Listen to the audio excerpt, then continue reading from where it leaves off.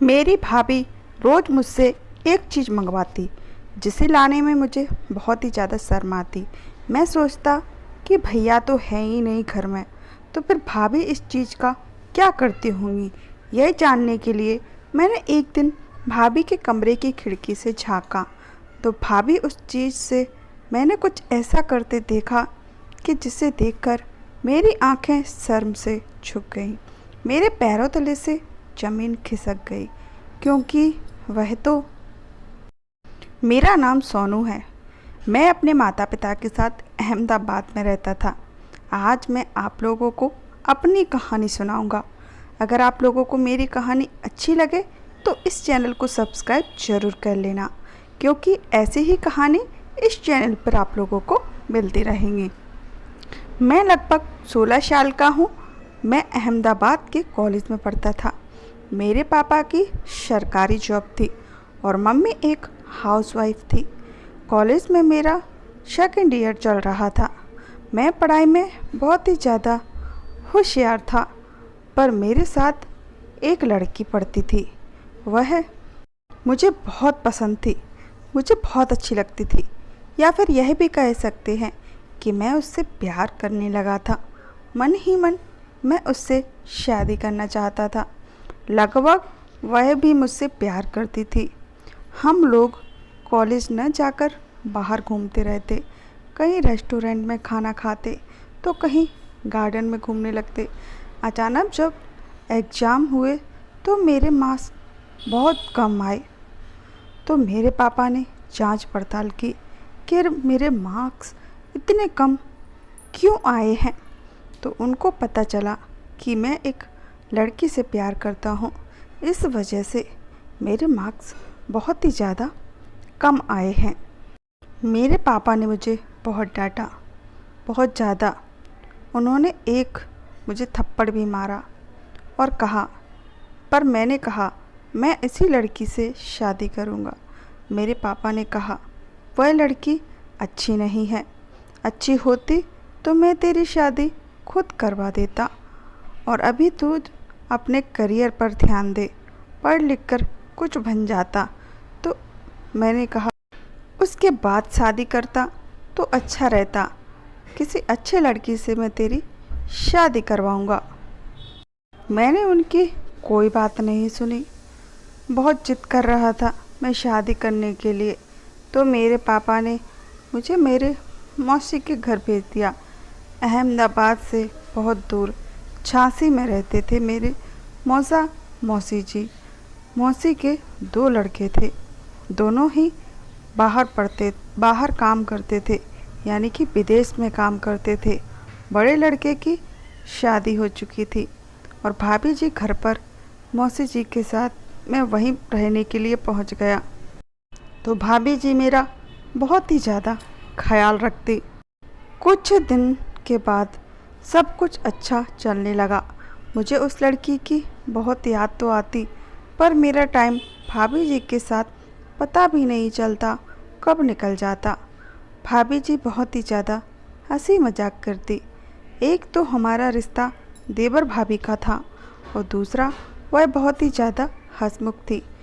रोज़ मुझे अच्छा अच्छा खाना बनाती और खाना पूछ कर बनाती कि सोनू तुम क्या खाओगे, तुम्हें क्या पसंद है, तुम्हें क्या नहीं पसंद है, जो तुम कहोगे वही मैं तुम्हें बना कर दूंगी।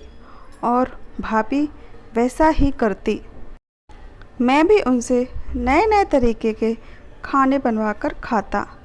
मैं भी लगभग उस लड़की को भूल ही चुका था। एक दिन मेरी भाभी ने मुझे दुकान पर जाने को कहा, तो मैंने उनसे बोला क्या चाहिए भाभी, बताओ मैं लाकर दे दूँगा। तो उन्होंने एक बड़ी सी मोमबत्ती लाने को बोला। मैंने कहा ठीक है भाभी, मैं ला दूँगा। तो मैं जैसे ही मोमबत्ती लेकर आया, भाभी ने उसे मोमबत्ती को लेकर अपने कमरे में चली गई और फिर उन्होंने गेट बंद कर लिया।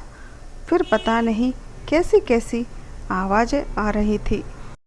मैंने सोचा पता नहीं भाभी को मोमबत्ती की क्या ज़रूरत है, लाइट तो हमेशा रहती है, लाइट नहीं भी रहती तो घर में इन्वर्टर लगा है, फिर भी मोमबत्ती की क्या ज़रूरत है। लेकिन फिर भी मैं इस बारे में सोचना छोड़ दिया। जैसे ही दूसरे दिन फिर से उन्होंने मुझसे मोमबत्ती मंगाई और बोला, मोमबत्ती ख़त्म हो गई है, मोमबत्ती ले आओ।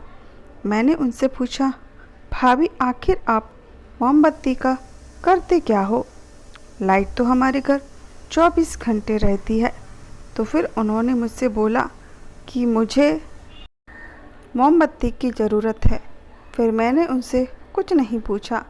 वैसे तो भाभी एकदम गोरी चिट्टी बेदाग त्वचा की थी, बहुत ही ज़्यादा खूबसूरत थी।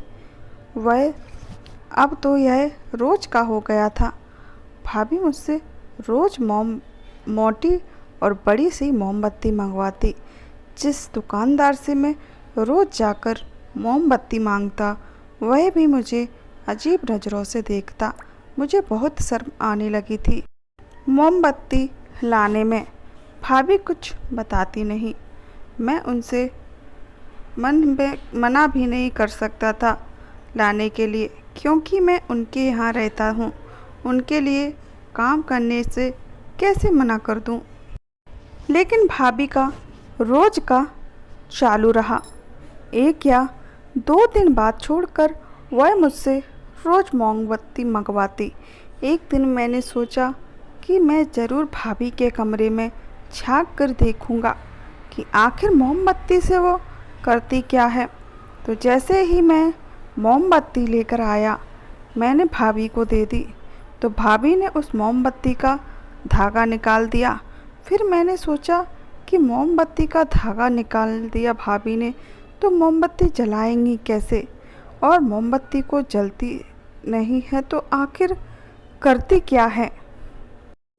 मैं सब कुछ छुप कर देख रहा था। भाभी अपने कमरे में ले गई मोमबत्ती और भाभी ने कमरा बंद कर लिया अंदर से। फिर मुझे कुछ नज़र नहीं आ रहा था। मुझे समझ नहीं आ रहा था आखिर क्या करती है वो। उसके 2 दिन बाद भाभी ने मुझे फिर से मोमबत्ती मंगाई, लेकिन मैंने भाभी से मना कर दिया कि अगर आप मुझे नहीं बताओगे कि आप इस मोमबत्ती से क्या करते हो, तब तक मैं मोमबत्ती लाने नहीं जाऊंगा, क्योंकि दुकानदार भी मुझे बहुत ही अजीब नज़रों से देखता है। भाभी ने बोला, अगर भैया घर पर होते तो मैं तुमसे कुछ भी नहीं मंगवाती। तुमसे कुछ भी मंगवाने की ज़रूरत नहीं पड़ती। भैया घर पर नहीं है, इसलिए मुझे तुमसे सब सामान मंगवाना पड़ता है। नहीं जाना नहीं चाहते तो कोई बात नहीं, मैं खुद जाकर दुकानदार से ले आऊँगी। वह मुझसे ऐसे बोलने लगी तो फिर मुझे न चाहते हुए भी उनके लिए मोमबत्ती लानी पड़ी। मैंने सोचा कि आज तो इस राज का पता लगा कर रहूँगा कि आखिर भाभी उस मोमबत्ती से क्या करती है। तो जैसे ही भाभी ने उस मोमबत्ती का धागा निकालकर मोमबत्ती को कमरे में लेकर गई, जैसे ही मैं खिड़की से झांक कर देखने लगा, उन्होंने कमरे में एक दिया रखा हुआ था। दिए के दोनों साइड उल्टी कटोरी करके रखी थी और एक कटोरी सीधी रखी थी, यानी कि दिए के ऊपर सीधी कटोरी रखी हुई थी। उसमें उन्होंने मोमबत्ती को पिघलाई हुई थी और पिघली हुई मोमबत्ती को उन्होंने अपने पूरे शरीर पर लगा रखा था। गर्मा गर्म मोमबत्ती थी, इसलिए लगाते हुए उनके मुंह से चीख निकल रही थी। तो शायद यही आवाज़ मुझे पहले सुनाई दी होगी। मैंने तुरंत गेट खटखटाया और भाभी को बोला, भाभी गेट खोलो, भाभी गेट खोलो। भाभी ने गेट खोला। मैंने उनसे बोला कि भाभी पागल तो नहीं हो गई हो, आप ये क्या कर रही हो, गरम गरम मोमबत्ती क्यों लगा रही हो। तो उन्होंने मुझसे बोला कि मैं जो इतनी खूबसूरत हूँ ना, इसी वजह से हूँ। मैं रोज़ मोमबत्ती को पिघला कर अपने पूरे शरीर में लगाती हूँ। मैंने उनको बहुत समझाया कि आप ऐसा मत करिए, यह बहुत ज़्यादा रिस्की है। अगर आप मेरी बात नहीं मानोगी तो मुझे सारी बातें मौसी जी को बतानी पड़ेंगी। पर वह मेरी बात मानने को राज़ी नहीं थी, तो मैं जाकर सारी बातें मौसी जी को बता दी कि मौसी जी ने भाभी जी को बहुत ज़्यादा डांटा, पर भाभी जी ने भी मौसी जी की भी एक नहीं सुनी। फिर मौसी जी ने मेरे भाई को फ़ोन लगा दिया, तो दूसरे दिन भाई घर आ गए। भाई ने भी भाभी को बहुत समझाया, पर भाभी ने उनकी भी नहीं सुनी। फिर भाई ने भाभी के मायके वालों को फ़ोन कर दिया और बोला कि अपनी लड़की को ले जाओ, वह पागल हो गई है, वह पागल जैसी हरकतें कर रही है, गरम मोमबत्ती को अपने शरीर पर लगाती है, वह किसी के कहने पे मान नहीं रही है। उसके बाद भाभी के मायके वाले आ गए, पर उन्होंने अपने माँ बाप की भी एक भी नहीं सुनी। फिर मेरे भाई ने भाभी को उसके मायके भेज दिया और कुछ दिनों बाद भाई ने भाभी को डिवोर्स दे दिया, क्योंकि वह अपनी उल्टी सीधी हरकतें करना छोड़ ही नहीं रही थी। उसके बाद मेरे मासी ने मेरे भाई की दूसरी शादी करवा दी। लड़की बहुत अच्छी थी, भाई का बहुत ख्याल रखती थी। तब तक मेरी पढ़ाई पूरी हो गई थी और मैं भी अपने घर जाकर वापस आ गया था। लगभग मैं उस लड़की को भूल चुका था। फिर मेरे पापा ने मेरी शादी एक बहुत ही अच्छी सी लड़की के साथ करवा दी। वह लड़की मुझसे बहुत ज़्यादा प्यार करती थी और मेरा बहुत ज़्यादा ख्याल रखती थी। पहले वाली लड़की को तो मैं लगभग भूल ही गया था। मेरी लाइफ बहुत ही अच्छे से चलने लगी और मेरे भाई की भी लाइफ बहुत अच्छे से चलने लगी। तो मेरी कहानी यही थी।